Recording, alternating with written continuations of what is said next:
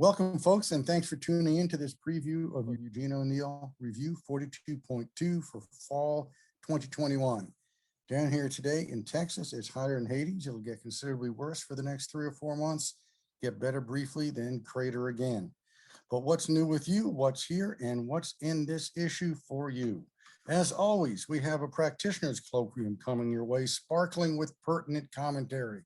Writer Thornton stepped up to handle this issue's outing, comprising interviews with Adrienne Earl Pender, author of the play N, about the great Charles Gilpin, and Eugene O'Neill's The Emperor Jones, and Arthur Aguili, whose film The Black Emperor Broadway adapts Pender's play. The film studies slant continues in the essay section, specifically in the ambitious entry by Adel Baroun from the University of Kairouan, Tunisia, and Bennett Shaber up at SUNY Oswego. The authors find film a lively presence in Eugene O'Neill's artistic imagination in ways that most of us are not likely to access without their expert guidance. The Hairy Ape and Desire Under the Elms get particular attention.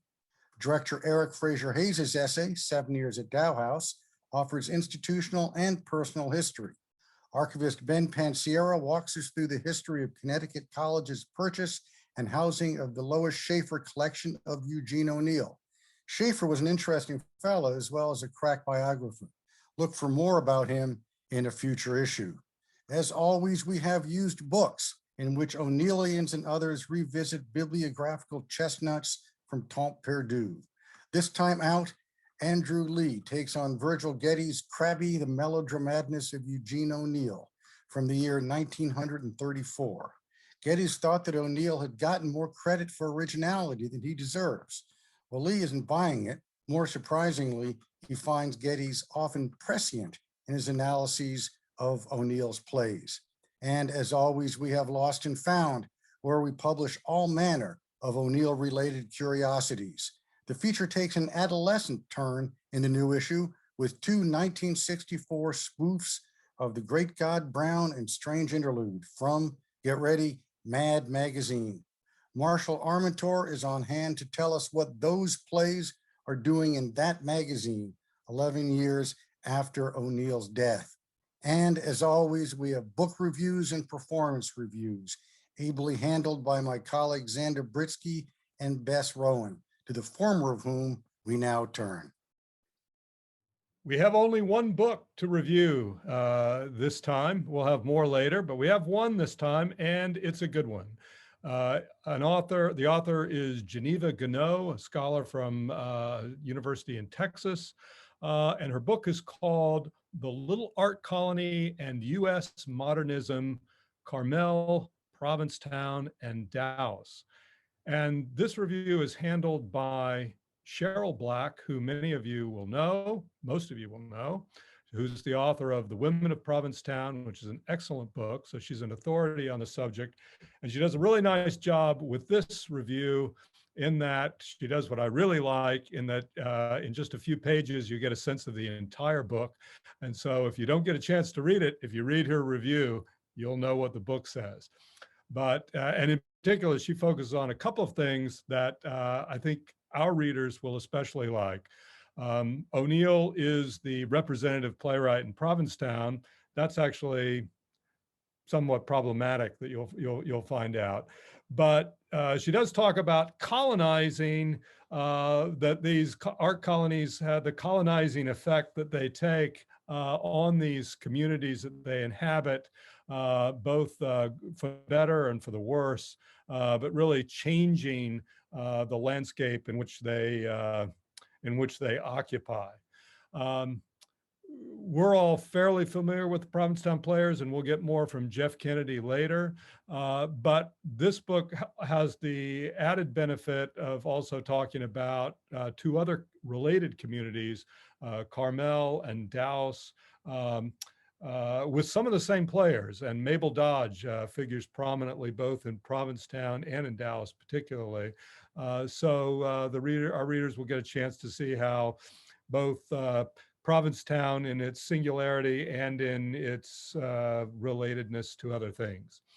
So that's it for this issue, more later. And now on to Bess, who has a lot of performance reviews. Thank you, Zander. I sure do have a lot of performance reviews. We have 6 in this issue, which is very exciting. Obviously, COVID limited the kinds of performances that were possible, and yet it opened up access for people all over the world to performances happening all over the country. So we've got a cool mix this time of performances that were virtual. 5 of them were virtual, well, 4 virtual, 1 movie, and then 1 live performance in person, which is a really exciting moment to have happen in this batch of reviews. So we start off with Suzanne Dell, who reviewed Touch of the Poet, Eugene O'Neill's Touch of the Poet, at Irish Repertory Theater in New York City. This performance was not on Zoom. It was a virtual performance with virtual backgrounds that were augmented, and actors were actually layered on top of each other. So they looked like they were in the same room, even though they were all filmed separately.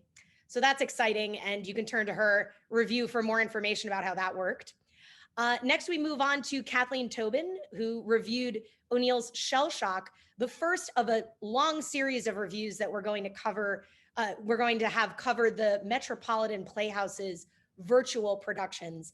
Alex Rowe, the artistic director there, has given us a wealth of Provincetown plays that don't normally get done, and they're offered via Zoom.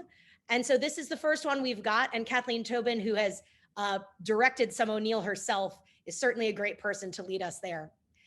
Next, we have another Metropolitan production, virtual production. Drew Eisenhower reviews Pendleton King's play Cocaine, which all of these plays have different virtual backgrounds and different ways of using the Zoom format. So it's exciting to see how things evolve as we go through these performance reviews.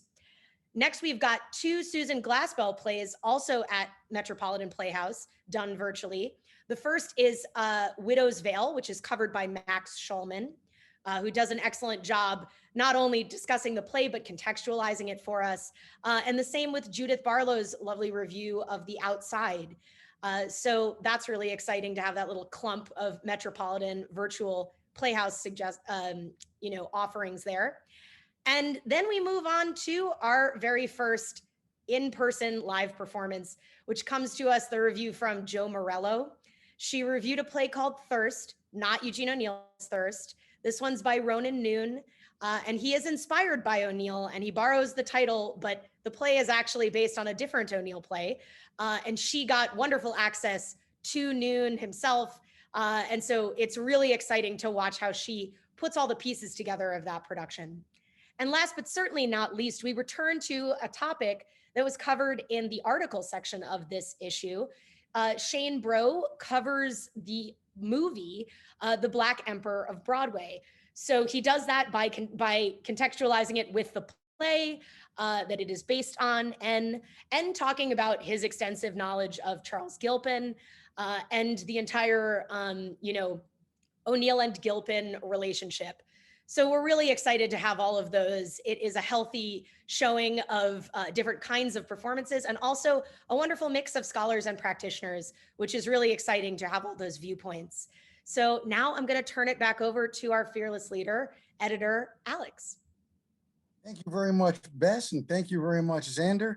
That's about all we have for you today. I want to thank the wonderful technical crew here today. We actually have a 2-person crew working with us. Allie and Eric, thank you both so very much.